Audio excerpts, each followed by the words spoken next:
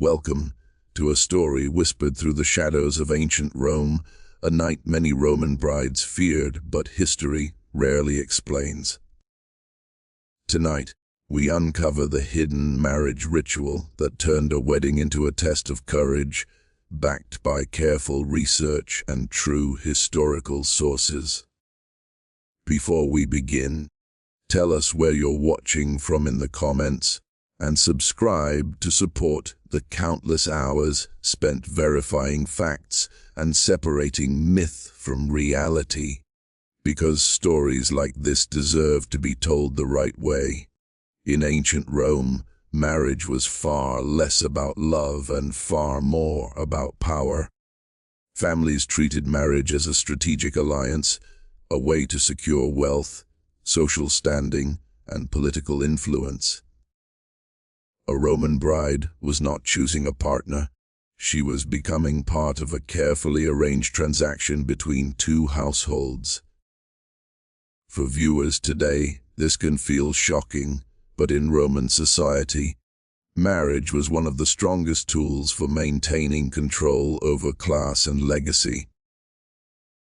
At the center of Roman marriage was property. A woman often came with a dowry, and that dowry represented land, money, or political leverage. Once married, her legal and financial identity shifted dramatically. In many cases, control over her assets moved into the hands of her husband or his family, reinforcing the idea that marriage was not personal. It was economic. This reality shaped every ritual surrounding Roman weddings. Power also showed itself through law. Roman fathers held patria potestas, absolute authority over their children, including daughters. A bride's consent mattered far less than her father's decision.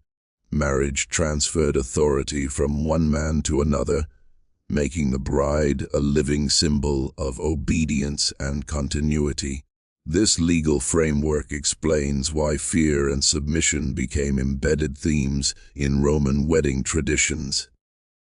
Social control played a major role as well. Roman society valued stability, order, and lineage above individual happiness. Marriage ensured legitimate heirs and preserved family bloodlines. Women were expected to adapt quickly, leaving their childhood homes behind and embracing new roles without question. Any hesitation was seen not as emotion, but as disobedience. Understanding marriage as power and control helps explain why certain rituals felt terrifying to Roman brides. The ceremonies were designed to reflect dominance, transition, and loss of autonomy. What looked like celebration on the surface often masked deep anxiety underneath, setting the stage for the disturbing nighttime ritual that many Roman brides silently dreaded. In ancient Rome, becoming a bride was not just a personal milestone.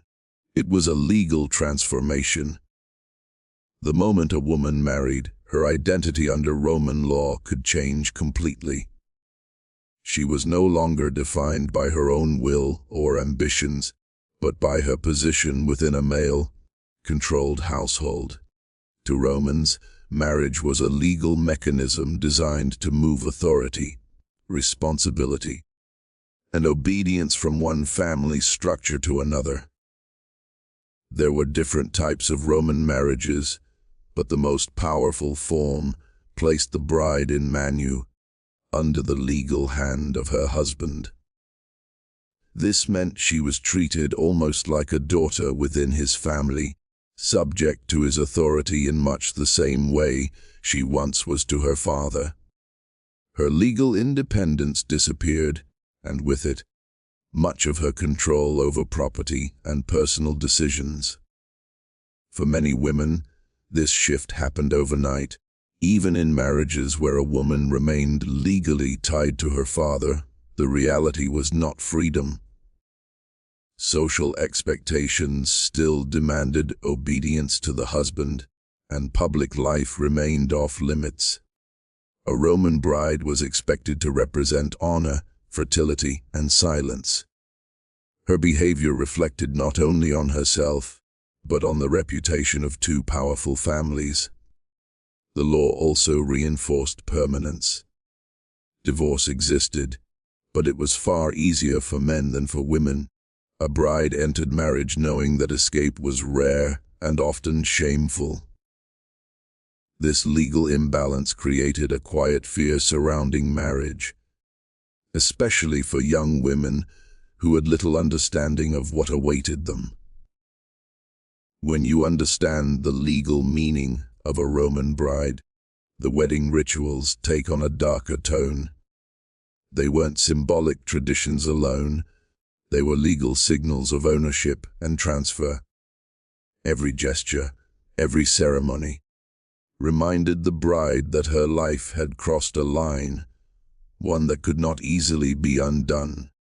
The deductio in domum meriti was one of the most dramatic moments in a Roman wedding, and the one many brides feared the most. This ritual marked the exact instant a woman left her childhood home and entered her husband's household. Unlike modern weddings filled with joy and celebration, this procession symbolized separation, loss, and irreversible change. For Roman brides, it was the point of no return. Traditionally, the ritual took place at night, illuminated by torches and accompanied by chanting crowds. The bride was escorted through the streets by the groom, his friends, and witnesses. She wore the flammeum, a bright orange, red veil meant to signal fertility and protection, but it also hid her face, adding to the sense of fear and uncertainty. Neighbors watched closely, because this moment carried legal and social weight. One of the most unsettling aspects of the deductio was the bride's expected resistance. She was supposed to cry, hesitate, or symbolically struggle as she was led away. This behavior wasn't discouraged, it was required. Romans believed a modest woman would naturally fear leaving her family, and the stage struggle reinforced ideals of purity, obedience, and male dominance. The groom's role was equally symbolic. He did not gently guide his bride, instead, he took her, echoing older traditions tied to conquest and possession. His friends played an active part, cheering and sometimes mocking, turning a deeply personal moment into a public display of power and transition. For the bride, privacy did not exist. By the time the procession reached the groom's home, the ritual had done its job. The bride was no longer her father's daughter. She was now legally and socially bound to her husband. What looked like tradition was, in reality, a carefully designed ceremony meant to enforce control, submission, and acceptance of a new life chosen for her. Nighttime in ancient Rome carried powerful meaning, and that's exactly why brides were taken after sunset. Romans believed the night marked transition between childhood and adulthood, family and marriage, freedom and obligation. Moving a bride in darkness symbolized crossing an invisible boundary, one that could not be reversed once the torches were lit and the procession began. There was also a strong element of superstition. Romans feared evil spirits and bad omens, and paradoxically believed darkness offered protection from them. Torches, chants, and noise were meant to confuse hostile forces and shield the bride from misfortune. To the community, the night ritual wasn't just tradition, it was spiritual defense wrapped in ceremony. But beyond belief, night offered control. Darkness reduced resistance and heightened fear. A bride surrounded by strangers, noise, and flickering firelight was less likely to defy the ritual. The timing ensured the transition happened quickly and decisively, limiting emotional hesitation or public protest from the bride or her family. Privacy also played a role, but not for the bride. The night concealed her emotions while still allowing witnesses to confirm the marriage transfer. Her tears and fear could exist without disrupting the social order. In daylight, such distress might have appeared improper or raised uncomfortable questions. In the end, taking Roman brides at night was no accident. It blended religion, psychology, and social dominance into a single moment. What seemed ceremonial was actually strategic, using darkness to enforce obedience, accelerate transition, and remind the bride that her old life had already faded into the shadows. In ancient Roman weddings, fear was not an accident. It was part of the design. Roman culture believed that a good bride should feel anxious about leaving her family and entering marriage. Fear symbolized modesty, purity, and obedience. A calm or eager bride could be seen as improper, even suspicious, so anxiety became a performance expected by society. Resistance, especially during the wedding procession, carried deep symbolic meaning. Brides were expected to hesitate, cry or struggle lightly as were led away. This was not rebellion, it was ritual. The act reassured the community that the bride had not acted on her own desire, protecting her reputation and the honor of both families. This staged fear also echoed Rome's violent past. The symbolism traced back to legendary stories like the abduction of the Sabine women, where force and conquest were woven into Rome's identity. By reenacting fear and resistance, Roman weddings subtly reinforced the idea that marriage, like empire, involved dominance and submission. Psychologically, the ritual prepared the bride for her new reality. By experiencing fear publicly, she was conditioned to accept authority privately. The ceremony sent a clear message. Her emotions were secondary to duty. Resistance was allowed only as symbolism, never as true defiance. To modern eyes, this may seem cruel, but to ancient Romans, it was tradition with purpose. Fear and resistance were tools used to shape behavior, reinforce gender roles, and maintain social order. What looked like a wedding ritual was, in truth, a lesson in control that every Roman bride was expected to learn. In ancient Roman weddings, the groom was not a passive figure waiting at the altar. He was an active symbol of authority. His role during the marriage rituals was to demonstrate control, leadership, and readiness to claim his household. The way he behaved during the procession sent a clear message to the community. He was assuming legal and social power over his bride. The groom's friends played an equally important role, acting as witnesses and enforcers of tradition. They accompanied the couple through the streets, singing loud, often crude songs meant to ward off evil spirits and mock the seriousness of the moment. To outsiders, it may have looked festive, but for the bride, it turned a private transition into a public spectacle. These friends also helped maintain pressure. Their presence discouraged hesitation and ensured the ritual followed strict expectations. Any sign of genuine resistance could be overridden by laughter, chanting, or physical guidance. The group dynamic made it nearly impossible for the bride to express real fear or refusal. Symbolically, the groom's companions represented Roman society itself. They stood for male authority, social approval, and communal control. By surrounding the groom, They reinforced the idea that marriage was not just between two individuals, it was sanctioned and enforced by the wider community. By the end of the ritual, the groom's dominance was firmly established. Supported by his peers, he entered his home not just as a husband, but as a man validated by tradition and law. For the bride, this moment confirmed a harsh truth. Her new life was shaped not by choice, but by collective expectation and control. One of the most unsettling parts of a Roman wedding was the bride's simulated struggle.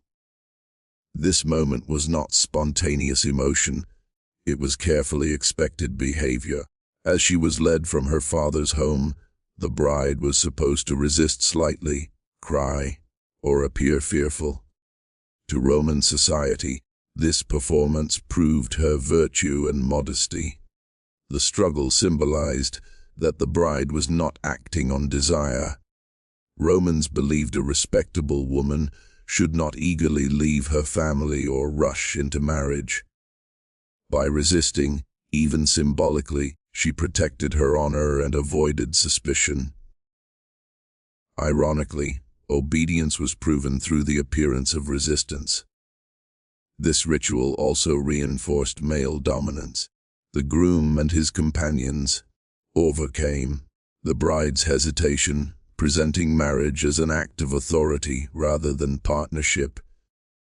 The message was clear. A woman's role was to submit, not to choose. The struggle made that power dynamic visible to everyone watching. Emotionally, the experience could be confusing and frightening. Young brides, often teenagers, were expected to act out fear while actually feeling it. The line between performance and reality blurred.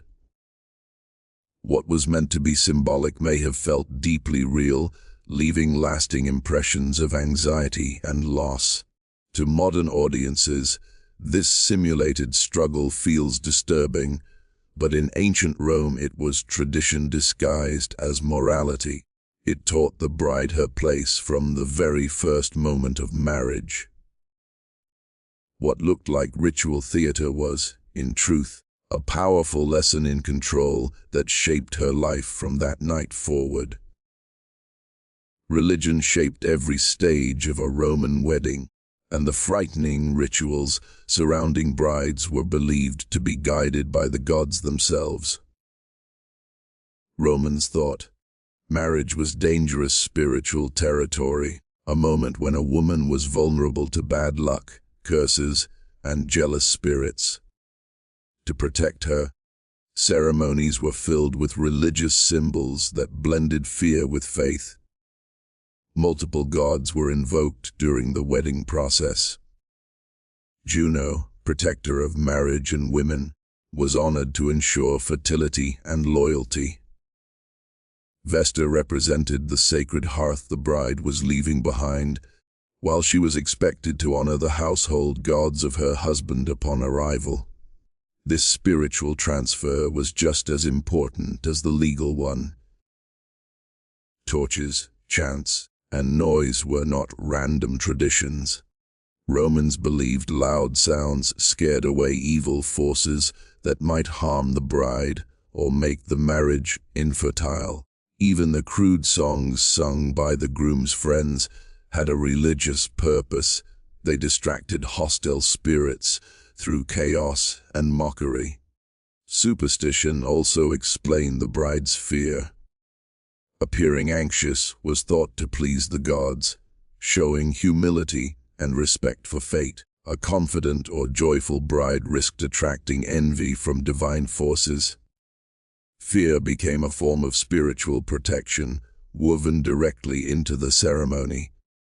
To the Romans, these rituals were not cruel, they were necessary. Religion justified every tear and every moment of fear. What modern viewers see as oppression, ancient Romans saw as obedience to divine order, proving how deeply belief shaped the lives and emotions of Roman brides. The shadow of the Sabine women legend loomed heavily over Roman marriage traditions. According to Roman mythology, Rome's earliest men abducted women from the neighboring Sabine tribe to secure wives and ensure the city's survival. This violent origin story wasn't hidden or denied. It was celebrated as a foundational moment of Roman identity. Over time, this legend shaped how Romans understood marriage itself. The idea that women were taken rather than chosen became normalized. Wedding rituals echoed this myth, especially in the bride's forced departure and symbolic resistance. Every Roman marriage subtly reenacted the city's legendary beginning. The simulated struggle of brides directly mirrored the Sabine women's abduction. Romans believed this reenactment honored their ancestors and reinforced cultural continuity. What began as myth turned into ritual, embedding conquest and dominance into everyday life. For brides, this connection added emotional weight. They weren't just entering a marriage, they were playing a role in a centuries-old story built on force. The ritual reminded them that Roman society valued tradition over personal comfort or consent. To modern audiences, it's unsettling to see violence transformed into ceremony. Yet for ancient Romans, the Sabine legend justified their customs and values. By weaving myth into marriage, Rome ensured that even love and family were shaped by power, conquest, and control. Behind the public rituals and religious symbolism, Roman brides faced a deeply personal emotional reality. Many were very young, sometimes barely in their teens, with little understanding of marriage beyond fear and expectation. The wedding night marked the sudden end of childhood and the beginning of a life defined by duty rather than choice. Leaving their family home was often traumatic. Roman women were expected to cut emotional ties quickly and adapt to a new household with unfamiliar rules and authority.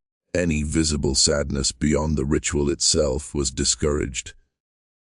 Grief was private, while obedience was public. Loneliness was common. A bride entered a home where she held the lowest status, surrounded by in-laws and servants who answered to her husband. She was expected to learn new customs, honor new household gods, and produce heirs, all while suppressing her own identity. Anxiety did not end with the wedding night. A woman's worth became tied to fertility and loyalty. Failure to produce children or meet expectations could lead to rejection, humiliation, or divorce. Emotional support was rare, and legal protections were limited.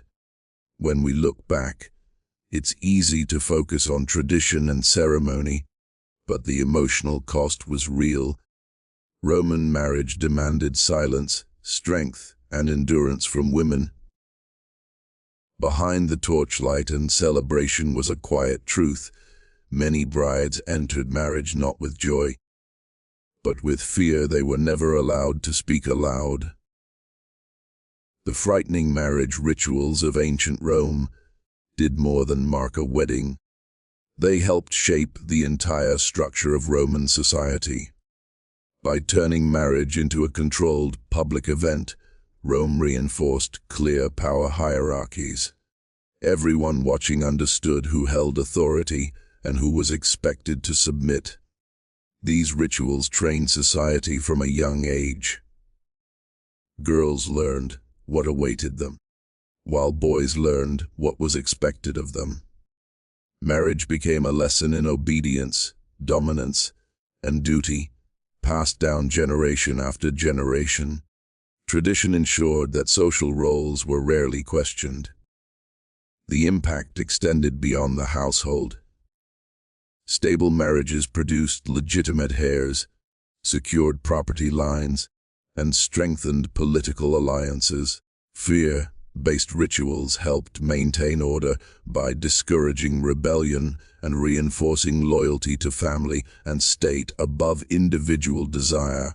Religion and law worked together to legitimize these customs. When gods, myths, and legal authority all supported the same structure, resistance became almost impossible. What felt personal was actually political, shaping Rome's strength and longevity as an empire. Even today, the legacy lingers. These rituals remind us how deeply culture can influence relationships and identity. By understanding how Roman marriage shaped society, we gain insight into how power, tradition, and fear can become normalized, and how history quietly echoes into the present.